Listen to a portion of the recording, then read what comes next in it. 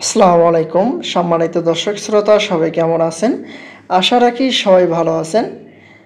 আজকে আপনাদের মাঝে যে বিষয়টি নিয়ে আলোচনা করব সেটি হচ্ছে মহার্ঘ ভাতার বিষয়ে যা জানালেন অর্থ উপদেষ্টা।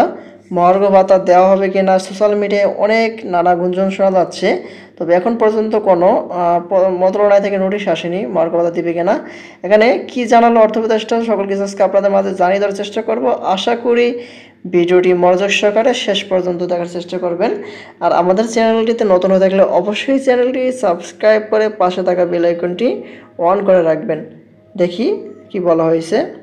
দেখতে পাচ্ছি বলা হয়েছে সরকারি কর্মকর্তা কর্মচারীদের মহার্ঘ ভাতার বিষয়ে এখনও সিদ্ধান্ত নেওয়া হয়নি জানিয়েছেন অর্থ উপদেষ্টা ডক্টর সালাহউদ্দিন আহমেদ।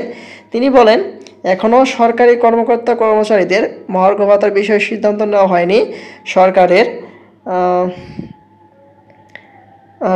আয় ব্যয় ব্যালেন্স করতে হয়।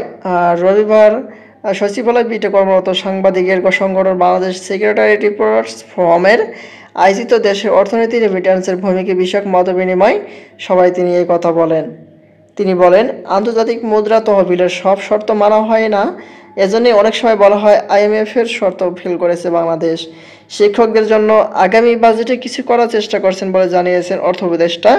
তিনি বলেন, আমরা দেখছি আগামী বাজেটে তাদের জন্য কি করা যায়। আর প্রবাসীদের উদ্দেশ্যে ডক্টর সালেহুদ্দিন আহমেদ বলেন, রেমিট্যান্স সরাসরি না পাঠিয়ে হুন্ডিতে পাঠানো হলে সরকারি রিজার্ভে টাকা যুক্ত হয় না। এটি হচ্ছে নেতিবাচক দিক। আমাদের দেশের যারা প্রবাসী কর্মী অধিকাংশ অদক্ষ, কিন্তু ভারত শ্রীলঙ্কা সহ বিভিন্ন দেশের প্রবাসী কর্মীরা দক্ষ, তারা লেখাপড়া করেছে। এখানে প্রবাস সম্পর্কে বলা হয়েছে, মহার্ঘ ভাতা সম্পর্কে এখনও কোনো সিদ্ধান্ত নেওয়া হয়নি। তবে আমরা অনেক পত্রিকা থেকে জানতে পারছি যে অনেক সোর্স থেকে যে অর্থ মন্ত্রণালয়ে একটি প্রস্তাব পাঠানো হয়েছে মহার্ঘ ভাতার বিষয়ে। তবে এখন পর্যন্ত কোনো কার্যকারিতার নোটিশ আসেনি।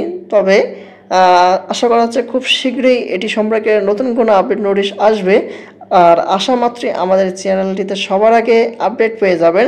তাই দেরি না করে যদি আমাদের এই চ্যানেলটিতে নতুন হয়ে থাকেন অবশ্যই চ্যানেলটি সাবস্ক্রাইব করে পাশে থাকা বেল আইকনটি অন করে রাখবেন। ধন্যবাদ সবাইকে। আসসালামু আলাইকুম।